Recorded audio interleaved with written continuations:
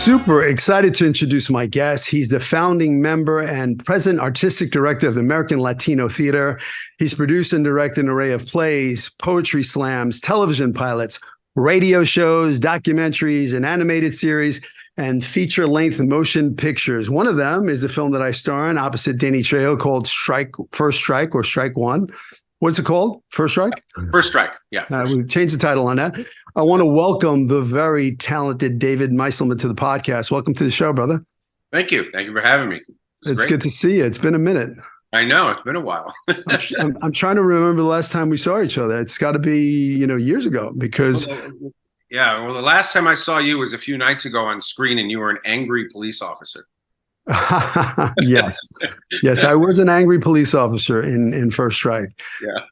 So, I created this podcast to inspire other artists to follow their dreams, right? If a kid like me can come out to Hollywood at 18 with $200 in my pocket, a one-way ticket, didn't know a soul out here, and make the dream a reality, then why can't the listener out there? Right.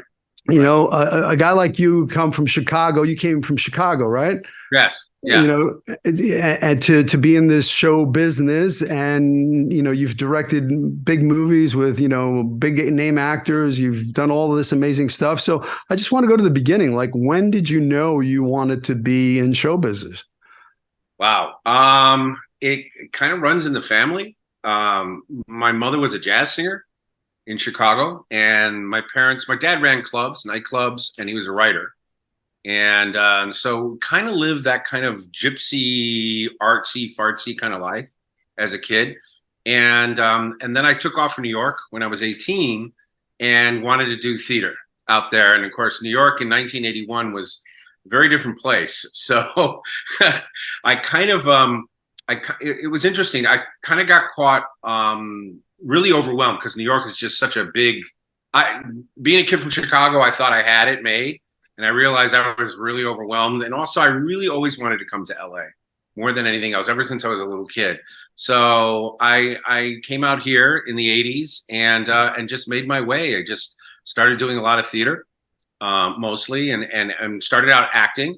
And then through that process, realized what I really, really wanted to do was direct.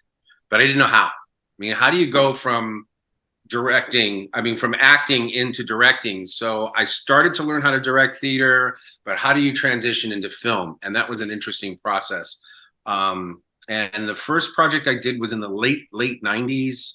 Did a horror project that has never been seen, kind of like trial and error. So we took other people's money and kind of made a Blair Witch type project film called LA River Stories. And learning on the job, and I would tell anybody, it's like what you just said. You come here with $200 in your pocket. You try to find your way by finding the right people and the right things, and you just do it. You just get out of your own way and just do it. I mean, I don't know any other way to explain it. I mean, I didn't go to film school. I went to college, but many colleges before I even got a degree, and it was in fine arts, which I really kind of don't really apply it to what I'm doing now too much. It mostly, I would say, and mentoring. I mean, finding people in your life that are older than you, that you can, that inspire you, and then work with them, volunteer your time, work for free, learn, suck as much knowledge as you can. And I've had several people over the years that were that for me, till you get to the point where you just kind of fall in, you find your own place in life. In all of this, and don't quit. I mean that's really the thing. I love every single person I heard. I just heard Leslie Jones this morning tell somebody on this show that she's doing on Comedy Central about, did she ever think of anything other than doing comedy? And she said no. She said the only person that gets in your way is yourself. That's it. So, and that's the truth. If you really want something, do it. And my advice today for a young person is, there are tons of wealth here in town in Los Angeles of workshops, acting classes. I mean, look, you teach, going to the actor studio, where you're at. People like myself. I mean, there's a writing workshop that I do scholarships for younger people called Page Crafting, people that want to write. I mean, now you can virtually just take your iPhone and create your little own short film and put it there online and run it through the film festivals for virtually nothing. And you just keep doing it. and doing it and doing it and doing it. And you know what? You get better. You get good at it, through time. I think that's kind of it. Yeah, no, that's great advice. Great advice. I tell my actors all the time, when we got into the business, in the early 80s, whatever, it was just a different time. You actually had to actually book something to get some footage of yourself, but now there's no excuses. They have a little movie studio in their back pocket. I mean, they literally, write a script, shoot it, edit it, everything there, have their own TV station on YouTube or, Vimeo, there's no excuses. It's all there for them. Yeah. And you're right. And even now, I mean, the other thing is I'm learning from younger people. Because a lot of the technology it's recent. It's only over the last 10 years, and True. it's continuing to evolve.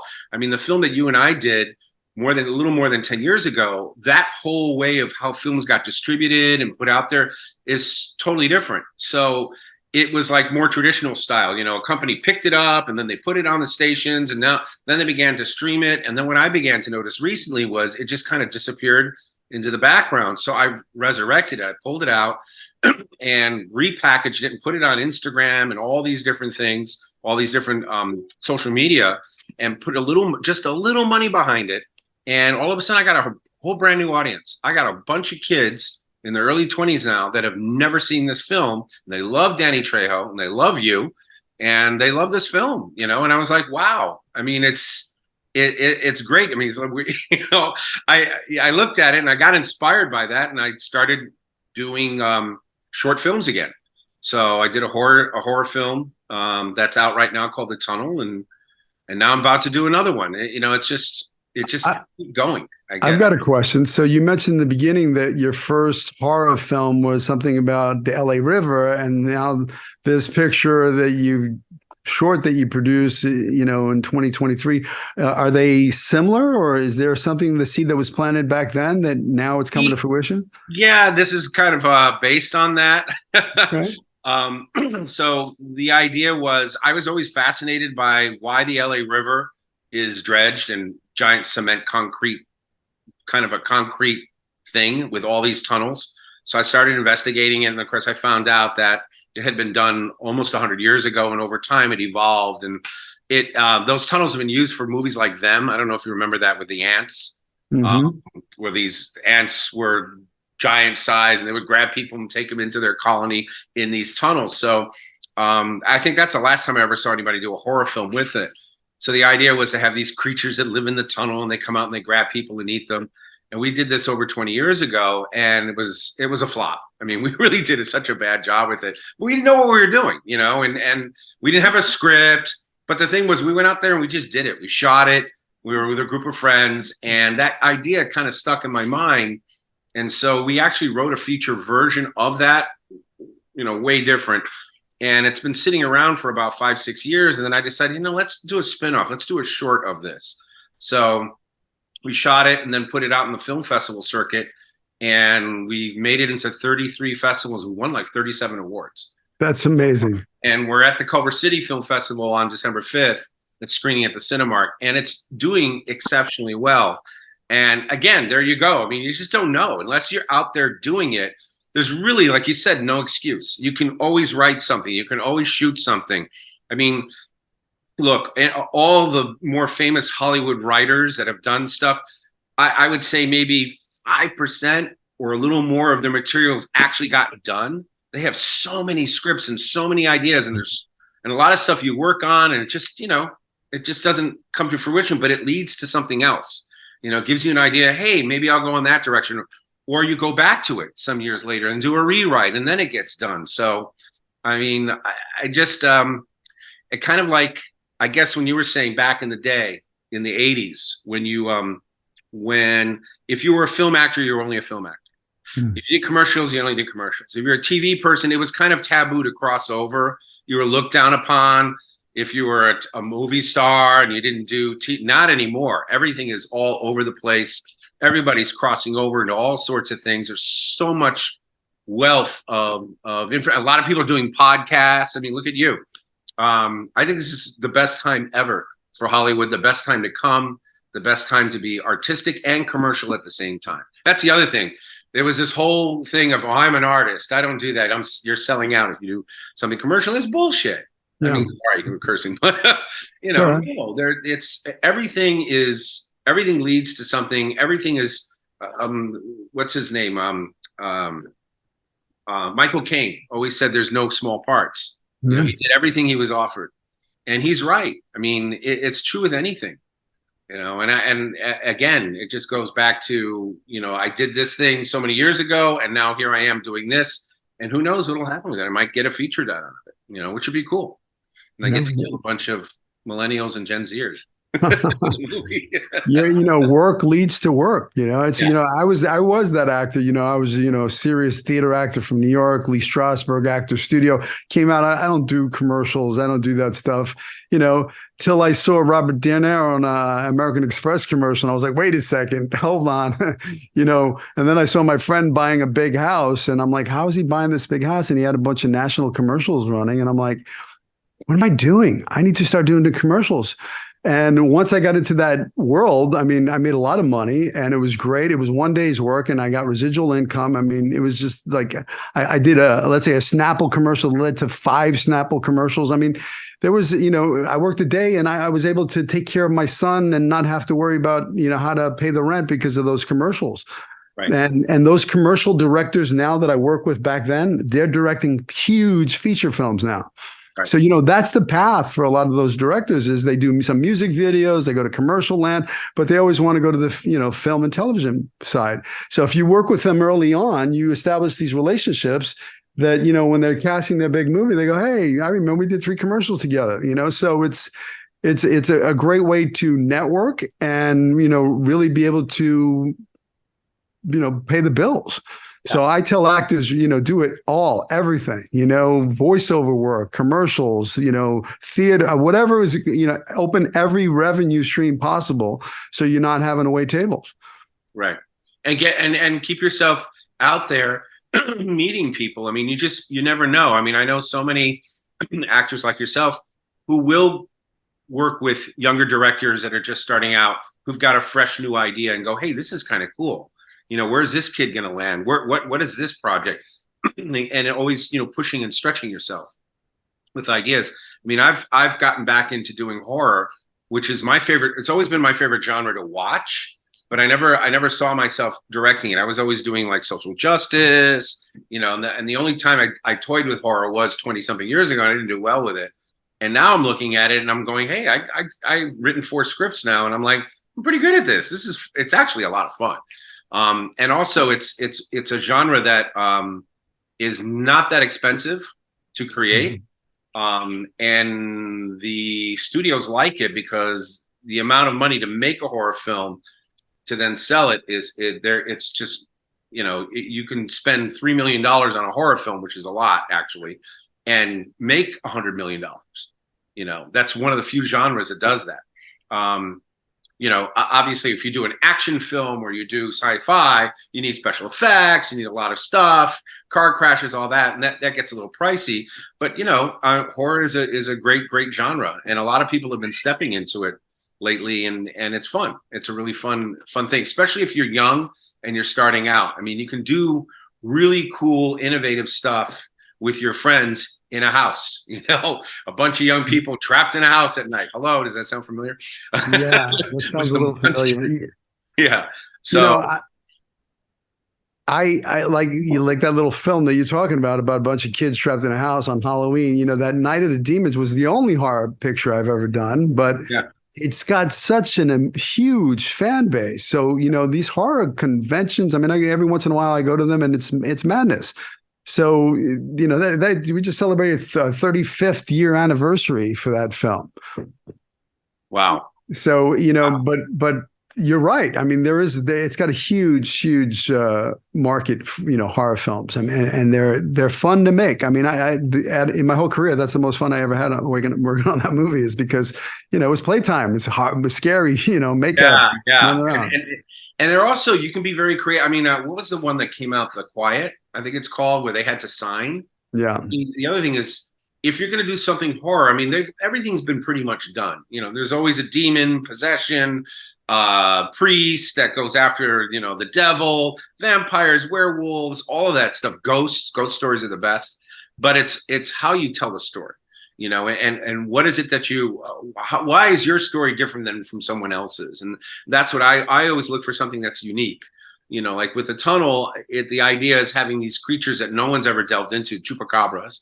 And it's always been kind of a funny joke thing, a goat sucker, which is really how it started out in the 90s. But the idea was to take them and say they were genetically altered by the government, and they're hiding, they got away, and they're hiding in the tunnels, and they're going after the homeless. So you start coming up with all of these ideas, and you realize, hey, if I get 3 or 4 locations, and I don't necessarily have to show them, I can show them grabbing somebody and then don't reveal the creature till the end.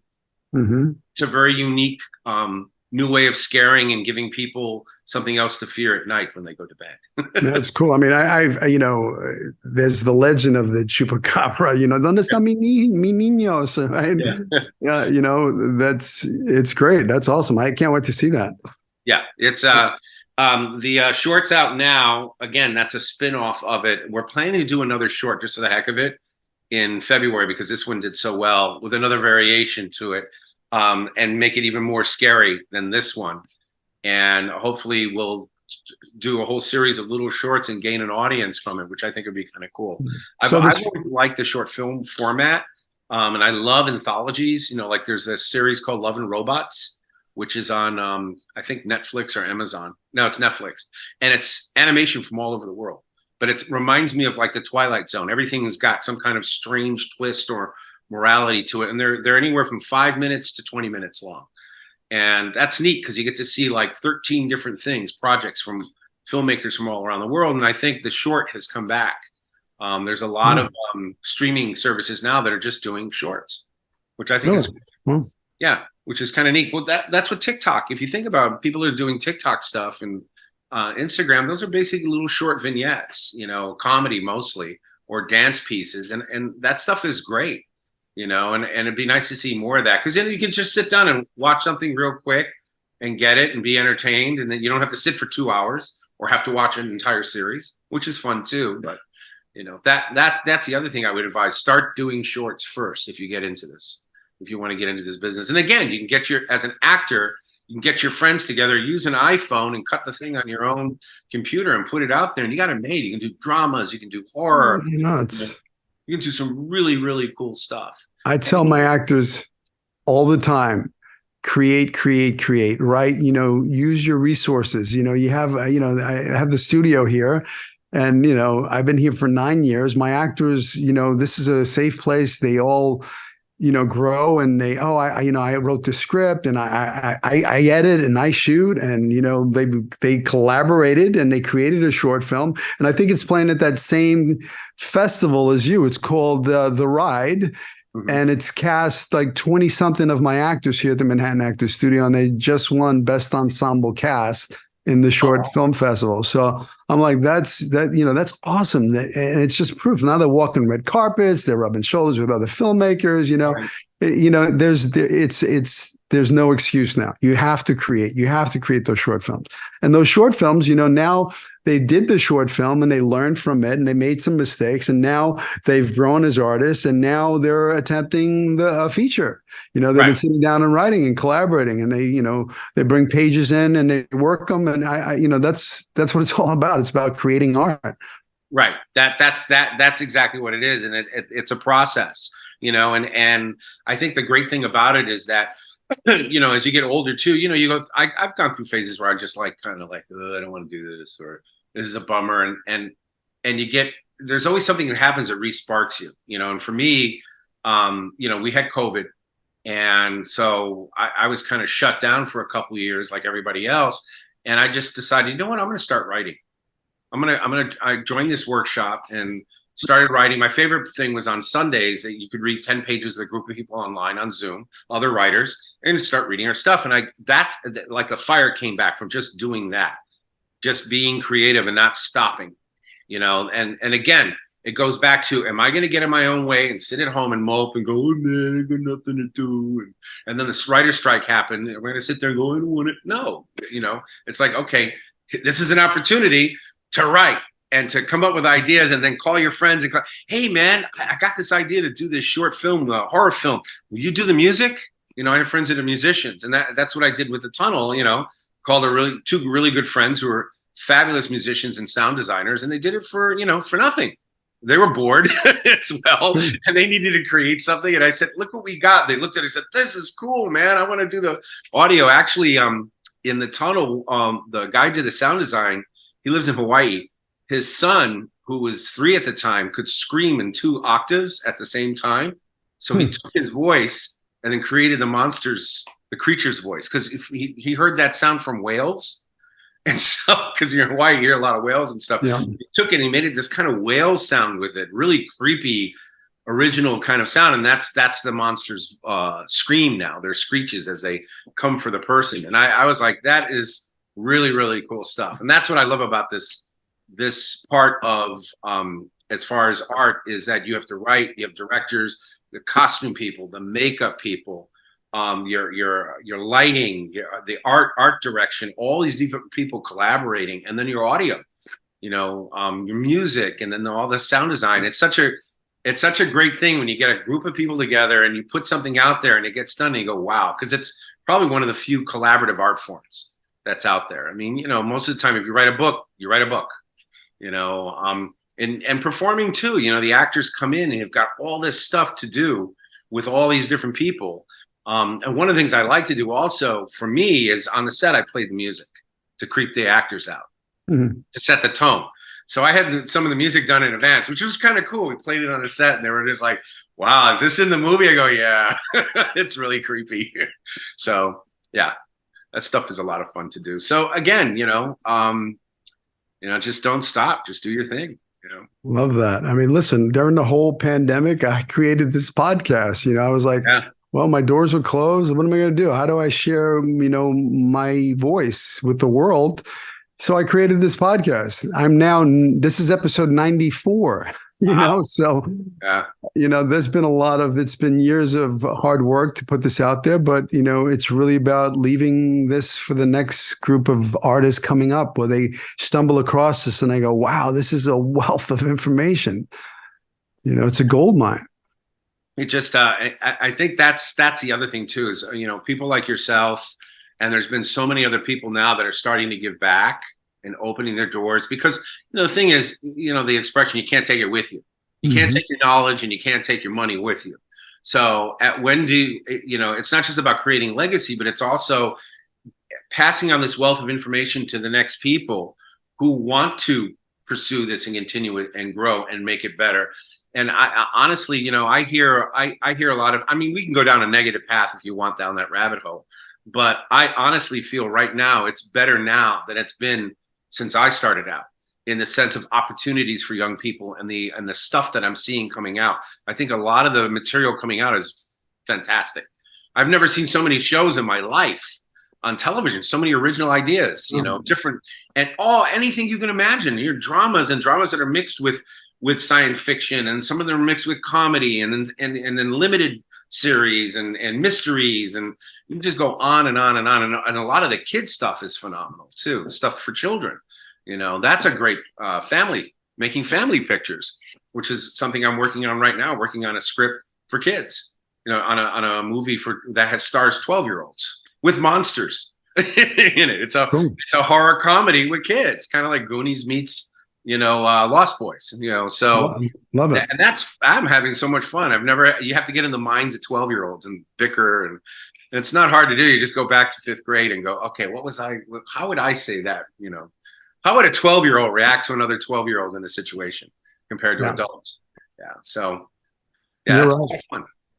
When I came out here, there was 3 networks. There was ABC, NBC, and CBS. Right.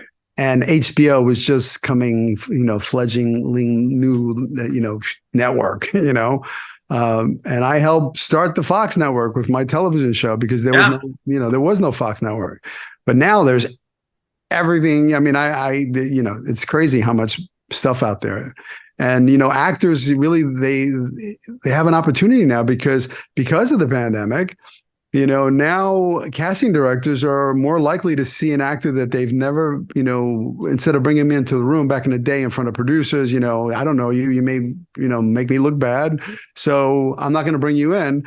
But now they have you self-tape. So I'm willing to take a look at it, So now it really doesn't even matter where you live. You don't even have to live in LA. I mean, you could be in wherever, Texas, and shoot a self-tape and get it to a director. And if it's there, the performance is there, and I go, oh my gosh, that's the guy, I want to hire him.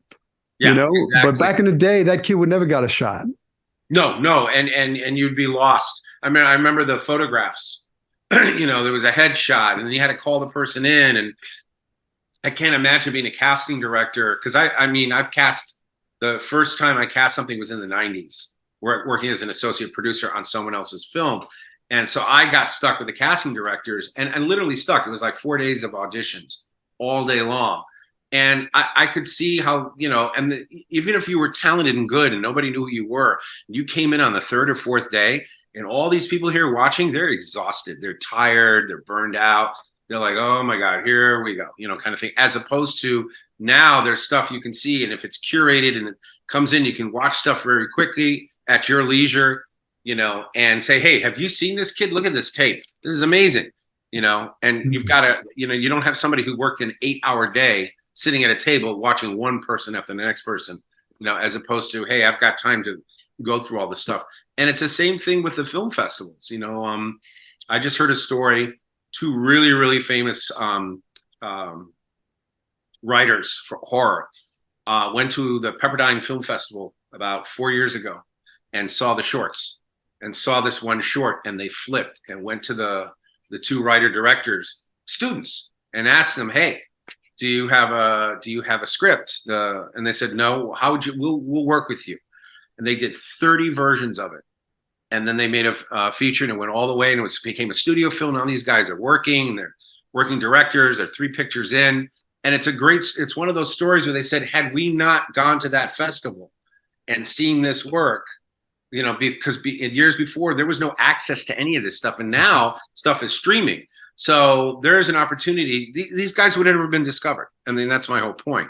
And so, you don't know unless you're out. You got to put it out there. But also, there's, again, more opportunity now for that to actually happen. And in our day, there really, really wasn't. You had to really put your foot like a vacuum salesman. You put your foot in the door, They close it and get, let me in. I used to kick down the door. I'd sneak in through the window. I remember I used to go to, like, when I first came out, I went to Warner Brothers, the lot, and the guard at the gate said, sorry, kid, you can't come in. And I said, oh, okay. And I went around the building. I climbed the wall. I jumped onto the lot. And I jumped onto the set of Quicksilver with Paul Rodriguez and Rudy Ramos and Kevin Bacon. And they didn't know I just jumped the lot. And I walked right out. They were filming, and they go, cut. What's this guy doing?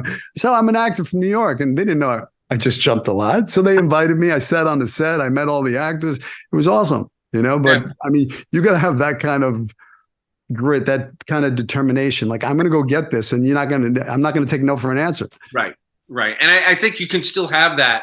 You still have to have that, but you don't have to jump over a wall. No, but now you don't have to. You have social media. You have your phone. You have, you can create your own. It's a completely different time. I'm not advising for anybody to jump a lot. Now you'll get arrested. But, it's that kind of hunger and determination that I'm going to go after this, and nobody's going to stop me. I'm going to get no's. Cool. Get some no's. I believe every no brings you closer to a yes. Go get as many no's as possible. Yeah. I love no's. Cool. Next, keep moving, because one of them, the next one's going to be a yes. Yeah, exactly. Hey, can we talk about casting a little bit? Like you were saying, you were in casting. What do you look for with actors in casting? All right. Well, I'll give you a great example. When you came and auditioned for us, you came in character. You dressed as Sergeant Veritas. Mm-hmm. We were like, who is this guy? I mean, he just like nailed it. We're like, that's our guy. I mean, it was just casting someone that's prepared. Obviously, someone who's read the script. If you're getting sides and stuff, try to get off book, try to prepare as much, try to create your own backstory of this person. It really shows. It shows that you care. It shows you a respect for your craft, and also for the people in the room, and I can't emphasize that more than anything else is being prepared. And I've worked with people who were friends on projects that have had the material for months and came in not prepared. And I go, dude, what are you doing? Isn't that even me? What about you? You got to have pride for yourself. And I think that's the key to all of it is preparation, and also watching other people who are similar to you and steal from them, because that's what we all do. Mm-hmm. Humans are mimics. So, I mean, when you write and direct and everything, you go, oh, I like that. I'm going to take that idea. You know, Sure. The end of our horror film, I stole a line from Red October, where the Russian submarine, where the captain was so arrogant going after Sean Connery that he fired his things too quickly, and they came back and he says, "You effing idiot, you just killed us all," which is a line I use, a Russian woman uses at the end of our thing. I said, such a great line to end the end of the film. You know, that was it. He said, "You arrogant bastard, you just killed us all," you know, which is such a great line. But again, like anything else, going back to the casting thing, it's actors. I think what we look for is obviously if you're the right type for the part, the right, but also that the person brings something to it. Even if you don't know, if you can make something up in your head as to, give them a background story, the way you walk in, the way you present it, it makes a big difference. It really, really does. I mean, and even when I think about it, even the smaller parts, there are characters in films that have that one central line, and they're not the star, but that's the central theme or central line, and it's unforgettable in the film. If you nail that and get that part, you're going to be remembered forever from that film. Somebody, is going to see that. Did you ever see such a, you remember that guy who said blah, blah, blah? Oh, where is he? And then you'll get recast for something else. Yeah. That's another thing too. People look for, again, get in as many short films as you can. Get into as many low budget, if you're starting out, student films. All the student films being made at UCLA and USC, and you get into them. Do them. Yeah. Because you don't know who's going to see them at what festival. They go, did you see that actor in that film called The Dark? No. What? Oh, phenomenal.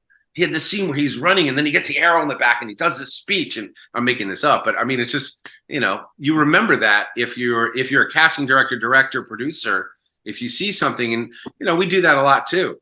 But if you're just breaking in, if you're going to those auditions, make yourself memorable, and I think that's the key. All the people that auditioned for the film that we did, every single person was memorable in their auditions, every single last one.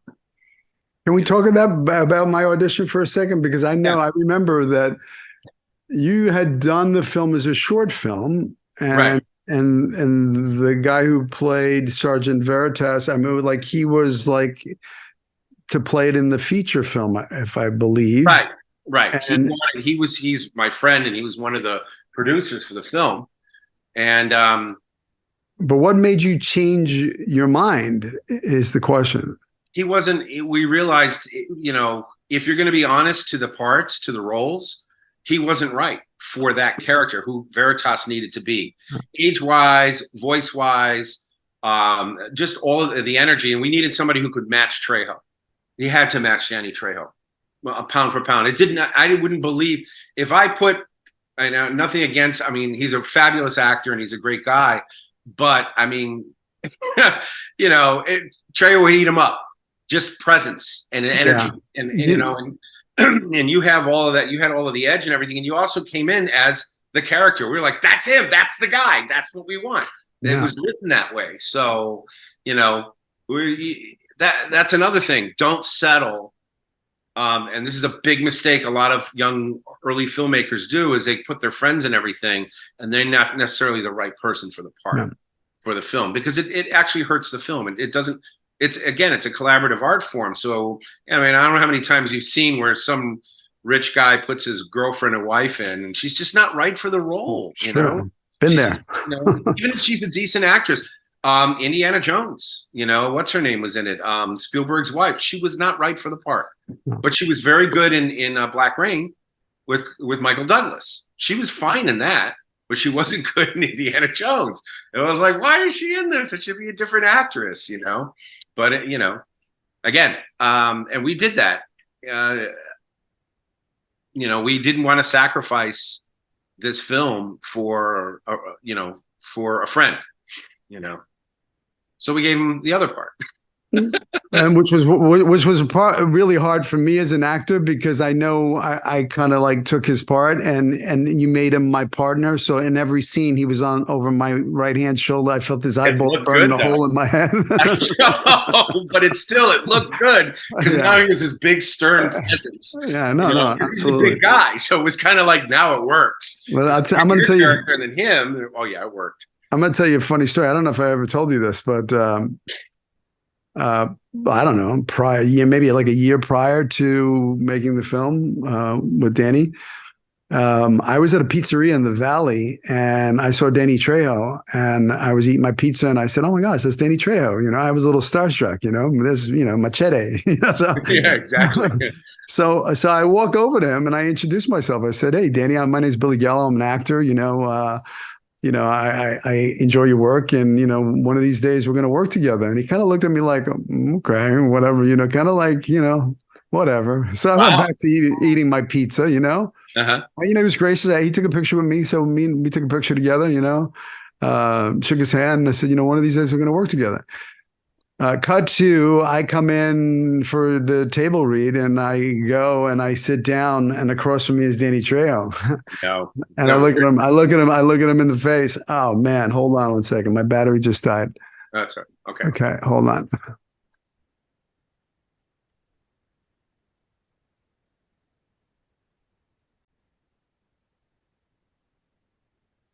So now I get cast in the film, and I go to the table reading, and I sit down in my chair, and right across from me is Danny Trejo. So I said, "Remember me?" And he was like, "I met you in a pizzeria about a year ago, and I told you we'd be working together. Here we are." That's the last thing I said to him. Wow. You know why? Why? Because my character hated him. I wanted him dead. And I'm a method actor, so I'm not going to sit around and being chummy eating a donut with you at craft services. I was burning, like, I would look at him from across the room with evil eyes the whole movie. People would tell, "Who is this guy?" Because the whole time I did not say a word to him, a peep to him. And I remember when we got into that the scene in the bar, and I come up to him, and I'm eyeball to eyeball, and I'm staring at big bad Machete, but my character just wants to chew him up and spit him out. And I looked at Danny in the eyes, and my line was, "What's the matter, Hollywood? What's the script say? You can't remember your lines," or something like that. Yeah. He looked at me like a deer in the headlights, and he couldn't remember his line. And I was like, I got him. I'm in his head. Yeah. I was up in his grill, and it was fun to be able to, he's the big bad Danny Trejo, but I got to be, the big bad Sergeant Veritas. Exactly. Well, and that's what was needed for that part. Yeah. Yeah. That was a lot of fun. It was a lot of fun, and casting is so important. That's why, and I hear a lot of the people like us who are behind the camera, the writers, the directors and stuff, and I love when people go, "Oh, actors are kind of overrated and prima donna and this and that." And I said, the actor is everything. At the end of the day, if they're not conveying across that screen for this, and like I said, you might have a very talented actor, but if they were not cast properly for that role and they're not conveying it, you're going to lose your film. If it's just not going to happen, and that is, it's such an important element as to what makes a film, and that's why the actors do get the accolades, and they are getting the most attention and everything because of that. I mean, again, it is a collaborative process. Everything's important, but if you don't have the right person conveying those lines, conveying that information, while that scene is being paced out, you're done. You're done, and the film is done. I have seen so many films that were well written, well directed, and one person blew it in that film. Tarantino did it to himself. What was the film he did where he played the husband? Reservoir Dogs? No. No. Pulp Fiction. Pulp Fiction. Pulp Fiction. I hated that scene. It was like, dude, you're weak, and that's it. He got better, but he put himself in that scene. I'm going, oh. So everybody kind of like, everybody just kind of like well, it's campy and this is Yeah. now. Still, I was like, you took away from your own movie. Don't cast yourself, in that. He was wrong for that part, So, Yeah. but uh, again, it's just casting, and I look at all of this and I go, if you're going to do that's what I was going to say was, if you're young and you're listening to this and you want to do your own thing with your friends, make sure you write something or do something that's in your wheelhouse. Don't sit there and say, okay, we're going to do our interpretation of Shakespeare's Twelfth Night. No, not with British accents and stuff. You are now. If you're going to do your own, hip hop version, and you're from the streets or whatever, okay, that's cool. And you update the language and make it your own script. That's something else. But or we're going to reenact, Dunkirk, whatever. It's just like no. So. Can we talk about that? The hip hop version, the streets. I mean, I know you're, involved with the Latino theater, the American Latino Theatre. How'd you get involved with that? Been doing that. God, probably. But I've been involved in theater in LA since I got here. And again, I started out as an actor. I did Theater 6470, on the Complex, which is on Santa Monica Boulevard. I did a shitload of plays there. That was my old place. I think everybody's gone through the Complex. And in fact, I knew the owner very well. He was a very good friend of my uncle, who was an actor back in the 60s, an old hippie. So I kind of went through the round and met a lot of people in the industry that have gone on to be stars or writers, and a lot of us that have gone home as well. I mean, it's interesting over the years, but it was a great starting place for me. And so I began to get involved with other Latino actors and got hooked up with an organization called Nosotros, which I don't think even exists now, but it was started by Ricardo Montalban back in the 70s. Sure, I remember it. And they had an award for Latinos and recognition. And actually Sinatra supported them in the early days financially and helped Ricardo out. Wow. They eventually got the theater, the Ricardo Montalban Theater, which used to be the Vine Street Theater. I remember it. High Street Theater, which is still there now. Mm-hmm. And we got in there. We with Nosotros, we were housed there. And I said, let's start our own repertory theater. We'll call it Ricardo Montalban Repertory Theater. So we did a whole series of plays, got great reviews. I ran it as a theater tech as well, so that we had our resident theater, and then other companies would come in and we'd do their shows. And then by 2009, they got bigger and got involved with Nike, and they wanted to do more like commercial type projects. So we became the American Latino Theater, and then moved into Boyle Heights and started collaborating with the folks there.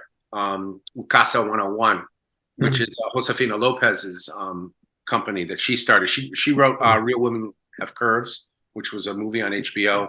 America Ferrara came out of there. I mean, a lot of Latinos came through that theater company.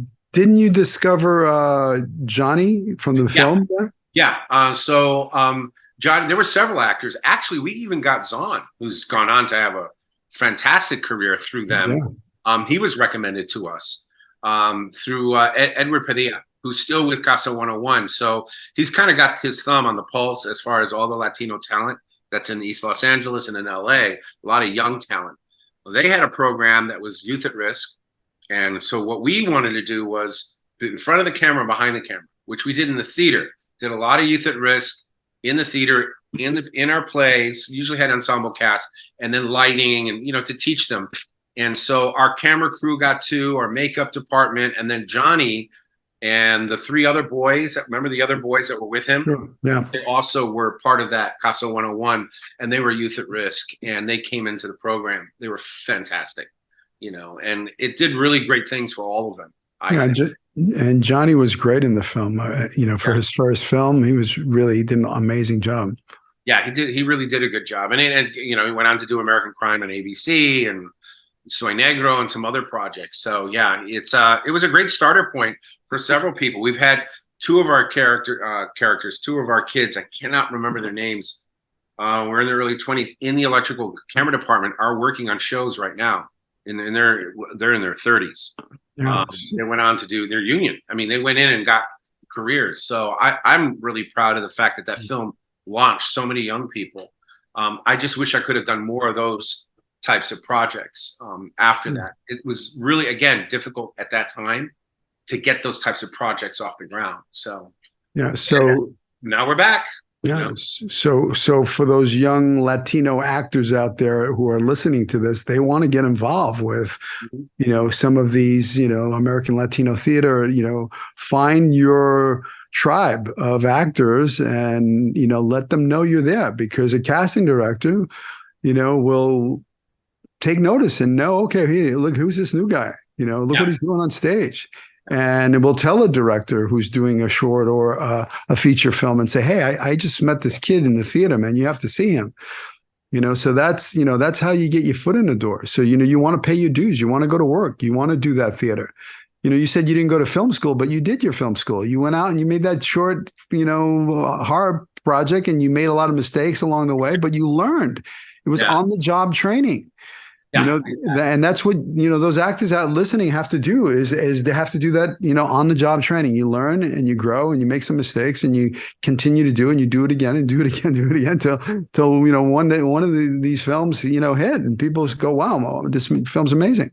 Yeah. And it's a continual process. I mean, the other thing I realized, my career has been all over the place, and I've had a good life. I mean, it's been great, but I'm still a student. I'm still learning. I mean, there's so much stuff I'm learning how to market stuff on social media.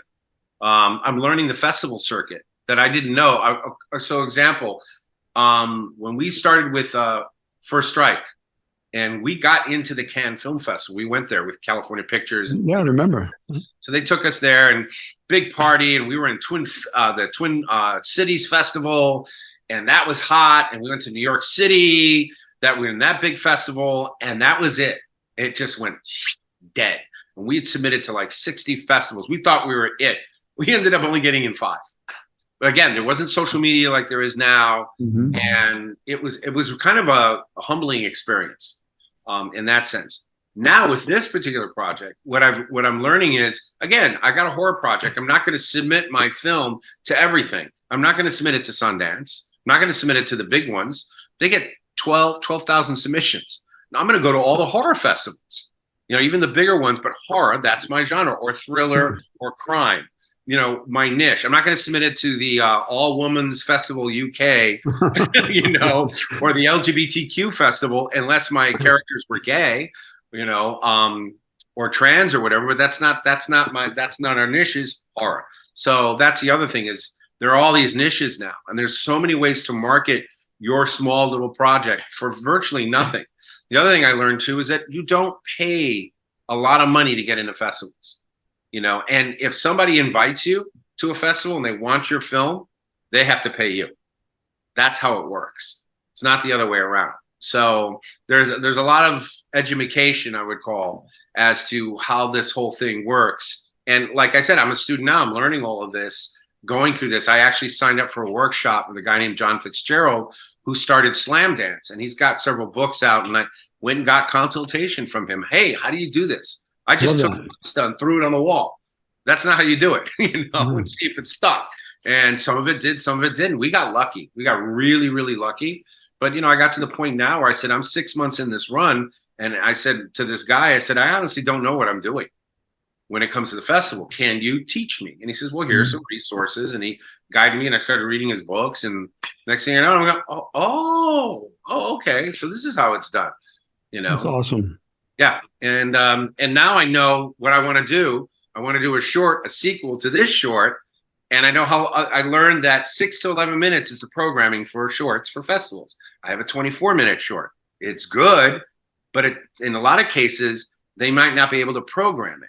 The other thing was to contact the programmers at the festivals directly, write a cover letter to them, make yourself stick out, jump over the wall at Warner Brothers and go, hey, I'm here from New York. I'm an actor. It's the same thing. Don't get in your own way, get out there and do it. Yeah. It's great advice, and learn and learn and learn. Listen, I've been doing this for a long, long time. I mean, came out to Hollywood. I got my SAG card in 1985. Wow. So I came out at 18. I booked my first job. I guest on a Fall Guy. I got my SAG card, and the rest is history. But, I've been doing this a long time, but I've had my school here for 9 years now. I mean, you remember when I opened it, right? Oh, yeah. Opening of the studio, and we were here in the beginning, but, 9 years, but I learned something every day. Yeah. Every day I learn something from my actors. And I love directing. I love to play with actors and get them where they got to go. And you're right. Every day, every time you walk out the door, it's a class on acting and directing and everything. Everything you see, you want to become aware, and you want to open up all your senses and look how that person walks, or look at that hat and that wardrobe, or listen to that accent, or whatever. It's all gold for your actor toolbox or your director toolbox. Yeah. Yeah, totally. And it gives you inspiration as to, characters, also for writing. Sure. One of the things I learned when I sit, like sometimes I'll take something and I'll go, all right, I'm having problems with this character. It's flat in the scene. I go, well, who would I cast? Who would be this guy? Okay, Billy Gallo. Billy Gallo is this dude. Now, what would he say and do in this situation? And what would he do if he played this character from this film and yada, yada, yada? And all of a sudden you're going click, click, click, click, aha, aha. And then all the lines just start coming out. And you go, now I've actually got a character. As opposed to, this guy is a general in this scene and I got no backstory and he's an asshole. That's not enough. That's just too simplistic. This guy, worked his way up from Brooklyn and got into the academy and became an officer and fought in this war. And he was not from the pedigree. He came from Brooklyn, yada, yada, yada. And now he's a general. And this guy had to bust his way up there. There's a reason why he's a hard ass in a certain way, because of his life, this background story. And this is the way he would say these things and yada, yada, yada.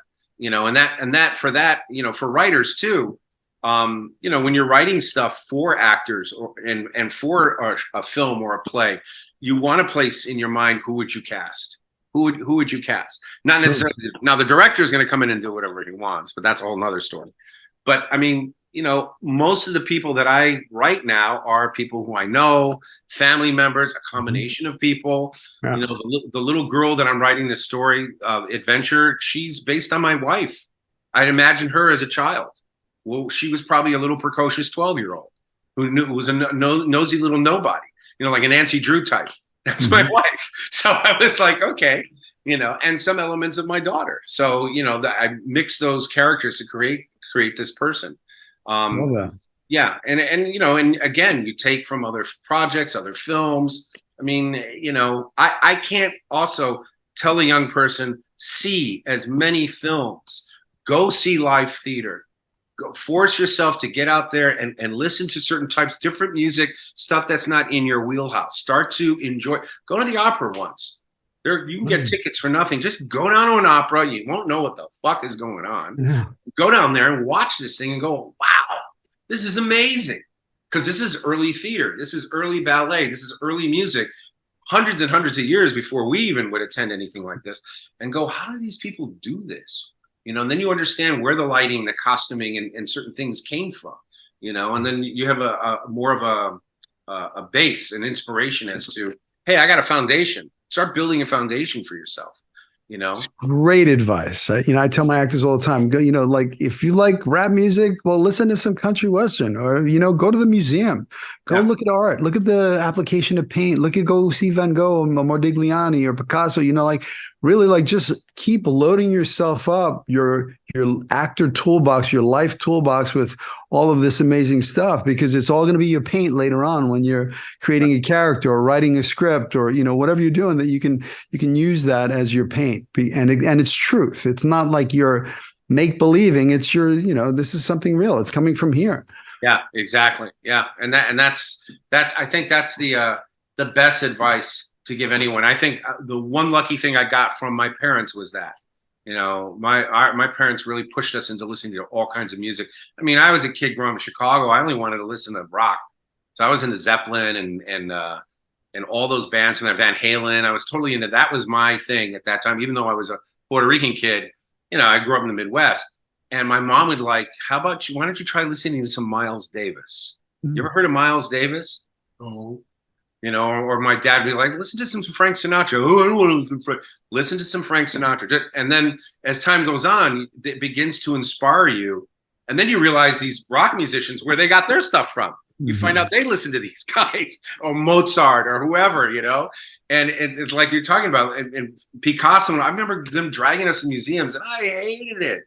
And now I go back and I look at it and I go, whoa, this gave me subconsciously inspiration as to how things are designed and why, how these things influence you as an artist now, and what you can bring. Like you said, you can go into that little toolbox and then pull it out, for your creativity. It's great. It's all just great. Love that. So, final question. Okay. So, if you could go back and give some life advice to the younger you, knowing what you know now, what would that be? Ooh.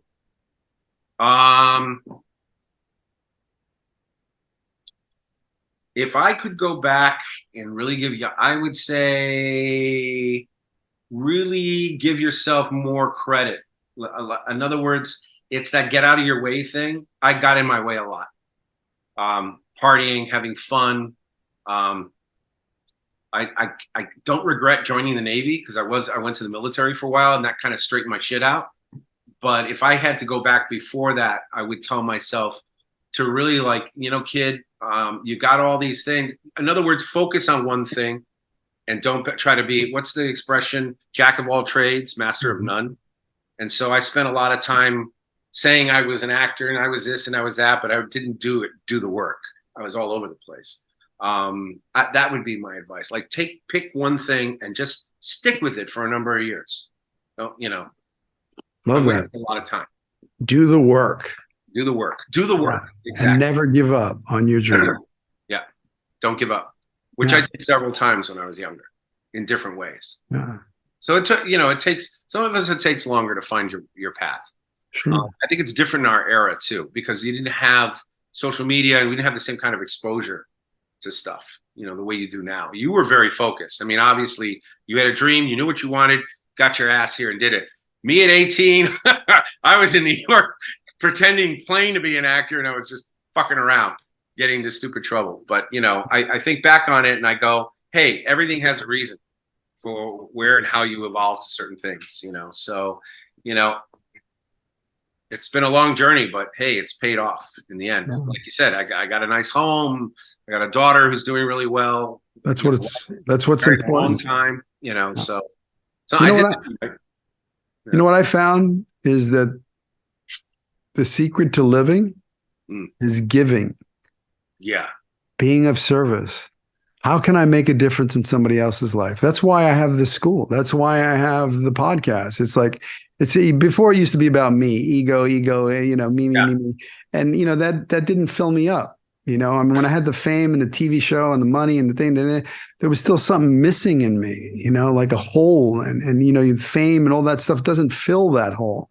But what I truly found that is when I can be of service, when I can, share my story, right, and I can help somebody else, you put my hand out and go, here, this is the way, here's the path. I've carved my way through Hollywood. I know how to get you where you want to go. I've made the mistakes. Don't make those mistakes. This is your path. I love being the guide, Yeah, it actually, and you're actually guiding yourself at the same time. Absolutely. Like you're being your own parent at the same time. Yeah, you're right. Being of service. And my wife says, why are you helping these kids? And why are you doing that? And I said, because it not only just makes me, it's not only is it the right thing to do, but it makes me feel good. And like you said, it fills that hole. But it also kind of teaches me. I mean, it keeps me level, and inspire. It gives you the inspiration to want to do more. Like, I don't want to quit now. What's retirement? Who retires? I'm going to go on a golf course and play golf and not write or make freaking way, man. Your next project can make you an overnight success. Your very next audition. It's like, just don't give up. Just keep at it. And keep going at it. It doesn't even matter. That's the other thing. People hit the big time. They hit the gold vein and then they quit. It's like, no, take that and run even harder with the football. Michael Jordan, you look at Michael Jordan, what I love about him with athletes that have all the talent and work hard, they continue to work hard. They don't stop. Kobe, same thing. That guy just kept going and going. Tenacity. He didn't need to. He could quit and just live on his laurels. But why? Yeah. If you're passionate and you love what you do, man, you just pop. That's the key. You just hit the nail on the head. Be passionate and love what you do, and be open and grow and learn, and just never give up on your dream. David, I can't thank you enough for taking the time to jump. I know it was last minute, jump on the podcast, sharing your wisdom and knowledge. I'm super grateful. I hope I, inspire some folks. I hope it was Absolutely. really honored though. Thank you. Yeah, it's my honor. It's my pleasure. And I look forward to seeing you soon. Yes, for sure. We definitely got to hang out. So, all right. Take care, brother. All right. Take care.